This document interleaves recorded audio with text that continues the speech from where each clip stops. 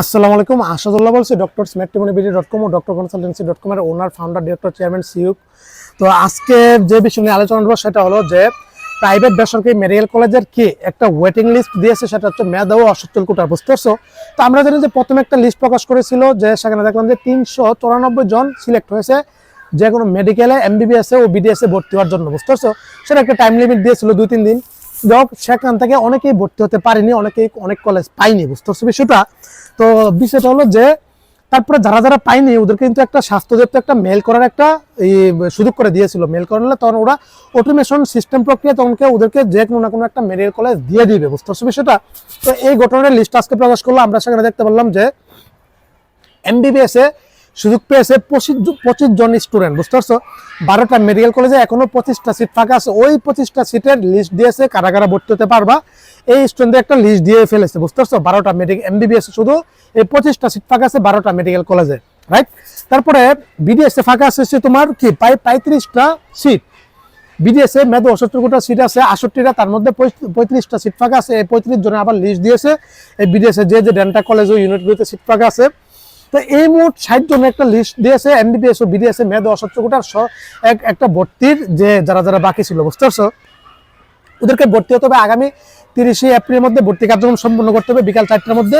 ভর্তিতে যা যা ডকুমেন্ট লাগে তোমরা ওইগুলি নিয়ে কলেজে সরাসরি ভর্তি হতে হবে। কলেজ ভর্তি ফি, তারপরে চাইলে হোস্টেল ফি, তারপরে রেজিস্ট্রেশন ফি, আনুষঙ্গিক খরচ নিতে পারবে, এর বাইরে কোনো খরচ নিতে পারবেন না। বুঝতে পারছো? ভর্তিতে কি লাগবে? যে এমবিবিএস বিডিএস এর প্রবেশপত্র, তারপরে হচ্ছে তোমার ভর্তি পরীক্ষার রেজাল্ট কপি, তারপরে হচ্ছে তোমার এমবিবিএস তারপরে হচ্ছে তোমার পরীক্ষা এসএসসির মূল রেজিস্ট্রেশন কার্ড, এসএসসির ট্রান্সক্রিপ্ট বা নম্বরপত্র, এসএসসির পাশের মূল সনদপত্র অথবা প্রশংসাপত্র, নাগরিক সনদপত্র অথবা জন্ম নিবন্ধন, এমনকি 4 কপি সদ্যতর পাসপোর্ট সাইজের রঙিন ছবি। বুঝতে পারছো? এগুলি রাখে।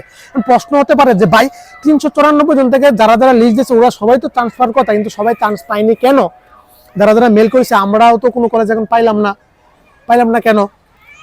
এমবিবিএস এর সিট ফাঁকা আছে 330টার মতো। বুঝতে পারছো? আর বিডিএস এর সিট ফাঁকা আছে কত?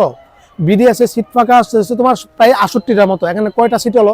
এই প্রায় তোমার এখানে একটা প্রশ্ন আমারও থেকে যায়, তাহলে বাকি এই 394 জন তো ঘুরে ফুরে সিট পাওয়ার কথা, তাই না? এমবিবিএস হোক অথবা বিডিএস হোক, তাহলে বাকি স্টুডেন্টটা মেল করার পরে ওরা কেন সিট পাইলো না? প্রশ্ন হতে পারে।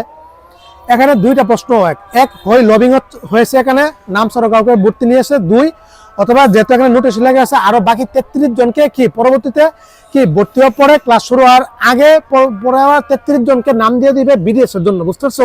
তার মানে ওইটা যদি হয়ে থাকে তাহলে লবিং এর কোনো সিস্টেম না, ওইটা এমবিবিএস দিবে না, জাস্ট বিডিএস এ ঢুকে দিবে। বুঝতে পারছো বিষয়টা?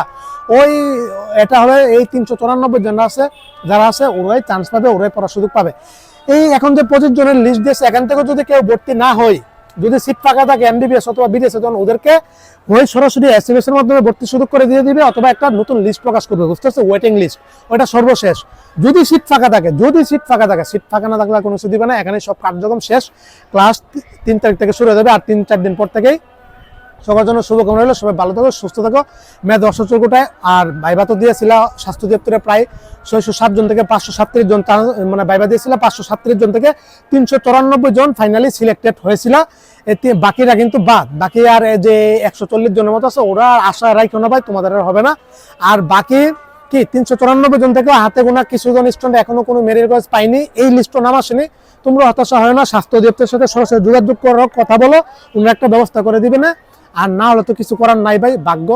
মেডিকেল জিনিসটা একটা ভাগ্য সৃষ্টিকর্তা ক্ষুধাতালা যদি না চায় তাহলে কোনোভাবে কোনো সিস্টেমে কোনো অ্যাঙ্গেলে এটা হয় না। বুঝতে পারছো বিষয়টা? এবার সবকিছু ইনক্লুডিং এই ছিল। সকলের জন্য শুভকামনা রইল। আসসালামু আলাইকুম ওয়া রাহমাতুল্লাহি ওয়া বারাকাতুহু।